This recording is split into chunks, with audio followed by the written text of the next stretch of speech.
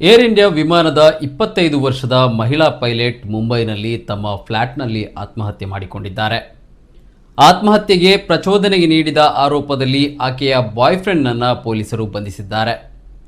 ಅಂಧೇರಿಯ ಮಾರ್ಲೋಲ್ ಪ್ರದೇಶದ ಕನಕಿಯ rain forest ಕಟ್ಟಡದಲ್ಲಿನ ಬಾಡಿಗೆ ಫ್ಲ್ಯಾಟ್ನಲ್ಲಿ ಸೃಷ್ಟಿ ತುಳಿ ಅವರು ಮೃತದೇಹ ಸೋಮವಾರ ಪತ್ತೆಯಾಗಿತ್ತು. ಆ ದಿನ ಅವರ ಡೇಟಾ ಕೇಬಲ್ ಬಳಸಿ ನೇಣು ಹಾಕಿಕೊಂಡಿದ್ದಾರೆ ಎಂದು ಪೊಲೀಸರು ತಿಳಿಸಿದ್ದಾರೆ. ಆದರೆ ಯಾವುದೇ ಸೂಸೈಡ್ ನೋಟ್ ದೊರಕಿಲ್ಲ. ಸೃಷ್ಟಿ ಕುಟುಂಬದವರು ಕೊಟ್ಟ ದೂರಿನ ಅನ್ವಯ ಆಕೆಯ ಗೆಳೆಯ ಆದಿತ್ಯ ಪಂಡಿತ್ ಎಂಬಾತನನ್ನು ಪೊಲೀಸರು ಮಂಗಳವಾರ ಬಂಧಿಸಿದ್ದಾರೆ. ಆದಿತ್ಯ ಪಂಡಿತ್ ಸೃಷ್ಟಿ ಮೇಲೆ ಸಾರ್ವಜನಿಕವಾಗಿ ಅನೇಕ ಬಾರಿ ಕಿರುಕುಳ ನೀಡಿ ಅವಮಾನಿಸಿದ್ದ. ಅಲ್ಲದೆ ಆಕೆಯ ಆಹಾರ ಪದ್ಧತಿ ಬದಲಿಸುವಂತೆ ಹಾಗೂ ಮಾಂಸಾಹಾರ ಸೇವನೆ ನಿಲ್ಲಿಸುವಂತೆ ಒತ್ತಾಯಿಸುತ್ತಿದ್ದ ಎಂದು ಮೃತ ಮಹಿಳೆಯ ಚಿಕ್ಕಪ್ಪ ಪೋವೈ ಪೊಲೀಸ್ ಠಾಣೆಗೆ ನೀಡಿದ ದೂರಿನಲ್ಲಿ ಆರೋಪಿಸಿದ್ದಾರೆ. ಸೋಮವಾರ ನಸುಕಿನಲ್ಲಿ ಆದಿತ್ಯನಿಗೆ ಕರೆ ಮಾಡಿದ್ದ ಸೃಷ್ಟಿ ತಾವು ಆತ್ಮಹತ್ಯೆ ಮಾಡಿಕೊಳ್ಳುವುದಾಗಿ ತಿಳಿಸಿದ್ದರು.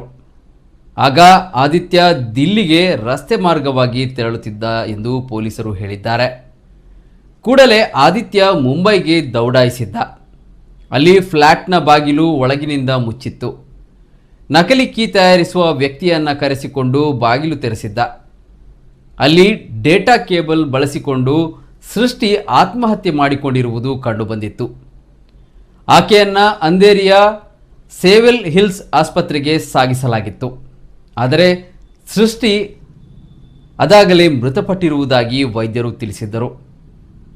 ಉತ್ತರ ಪ್ರದೇಶ ಮೂಲದ ಸೃಷ್ಟಿ ಕಳೆದ ವರ್ಷ ಜೂನ್ನಿಂದ ಮುಂಬಯಿಯಲ್ಲಿ ವಾಸವಿದ್ದರು. 2 ವರ್ಷಗಳ ಹಿಂದೆ ದಿಲ್ಲಿಯಲ್ಲಿ ವಾಣಿಜ್ಯ ವಿಮಾನ ಪೈಲಟ್ ಕೋರ್ಸ್ ಪಡೆಯುವ ವೇಳೆಗೆ ಆದಿತ್ಯ ಪಂಡಿತ್ನ ಪರಿಚಯವಾಗಿತ್ತು. ಅಲ್ಲಿಂದ ಇಬ್ಬರು ರಿಲೇಷನ್ಶಿಪ್ನಲ್ಲಿ ಇದ್ದರು. ಕಳೆದ ವರ್ಷದ ನವೆಂಬರ್ನಲ್ಲಿ ತಮ್ಮ ಕಾರು ತೆಗೆದುಕೊಂಡು ತಮ್ಮ ಮಗಳು ರಾಶಿ ಹಾಗೂ ಸೃಷ್ಟಿಯನ್ನು ಆದಿತ್ಯ ದಿಲ್ಲಿಗೆ ಶಾಪಿಂಗ್ ಆಗಿ ಕರೆದೊಯ್ದಿದ್ದ. ಅಲ್ಲಿ ಸೃಷ್ಟಿ ಮತ್ತು ಆದಿತ್ಯನ ನಡುವೆ ವಾಗ್ವಾದ ನಡೆದಿತ್ತು. ತಮ್ಮ ಮಗಳ ಮುಂದೆಯೇ ಸೃಷ್ಟಿಯನ್ನ ಅವಾಚ್ಯ ಪದಗಳಿಂದ ಆತ ನಿಂದಿಸಿದ್ದ. ಅದೇ ಕೋಪದಲ್ಲಿ ಮತ್ತೊಂದು ಕಾರಿಗೆ ತಮ್ಮ ಕಾರನ್ನು ಡಿಕ್ಕಿ ಹೊಡೆಸಿದ್ದ. ಆದರೆ ತಮ್ಮ ಕಾರಿಗೆ ಹಾನಿಯಾಗಿದ್ದರೂ ತನಗೆ ಅದರಿಂದ ಯಾವ ಬೇಸರವೂ ಇಲ್ಲದಂತೆ ಆದಿತ್ಯ ವರ್ತಿಸಿದ್ದ ಎಂದು ವಿವೇಕ್ ಕುಮಾರ್ ತುಳಿ ದೂರಿನಲ್ಲಿ ತಿಳಿಸಿದ್ದಾರೆ.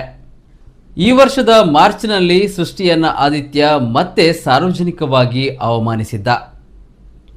ಗುರುಗ್ರಾಮದಲ್ಲಿ ರಾಶಿ ಹಾಗೂ ಆಕೆಯ ಸ್ನೇಹಿತರ ಜೊತೆ ಇಬ್ಬರು ಡಿನ್ನರ್ಗೆ ಸೇರಿದ್ದರು.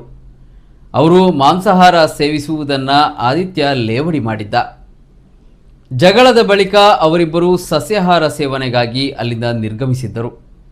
ಆದರೆ ಆದಿತ್ಯ ತನ್ನನ್ನು ನಡು ರಸ್ತೆಯಲ್ಲಿ ಬಿಟ್ಟು ಹೋಗಿದ್ದಾನೆ ಎಂದು ಸ್ವಲ್ಪ ಹೊತ್ತಿನ ಬಳಿಕ ರಾಶಿಗೆ ಸೃಷ್ಟಿ ಕರೆ ಮಾಡಿ ಹೇಳಿದ್ದಳು ಎಂದು ಹೇಳಿದ್ದಾರೆ. ಆದಿತ್ಯನ ಜೊತೆಗಿನ ಸಂಬಂಧದಿಂದ ಸಾಕಷ್ಟು ನೊಂದಿದ್ದರೂ ಆತನನ್ನು ಪ್ರೀತಿಸುವ ಕಾರಣಕ್ಕೆ ಬಿಟ್ಟು ಬಿಡಲು ಆಗುತ್ತಿಲ್ಲ ಎಂದು ತನ್ನ ಮಗಳ ಬಳಿ ಸೃಷ್ಟಿ ಹೇಳಿಕೊಂಡಿದ್ದರು ಎಂದು ವಿವೇಕ್ ತಿಳಿಸಿದ್ದಾರೆ.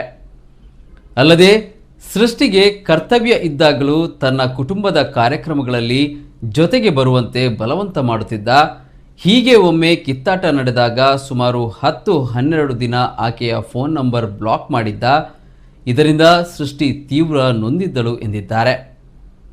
ಆದಿತ್ಯ ವಿರುದ್ಧ ಭಾರತೀಯ ನ್ಯಾಯ ಸಂಹಿತೆ ಸೆಕ್ಷನ್ 108 ಅಡಿಯಲ್ಲಿ ಪ್ರಕರಣ ದಾಖಲಿಸಿಕೊಂಡು ಬಂಧಿಸಲಾಗಿದೆ. ಆತನನ್ನು ನ್ಯಾಯಾಲಯವು ನವೆಂಬರ್ 29 ಪೊಲೀಸ್ ವಶಕ್ಕೆ ಒಪ್ಪಿಸಿದೆ.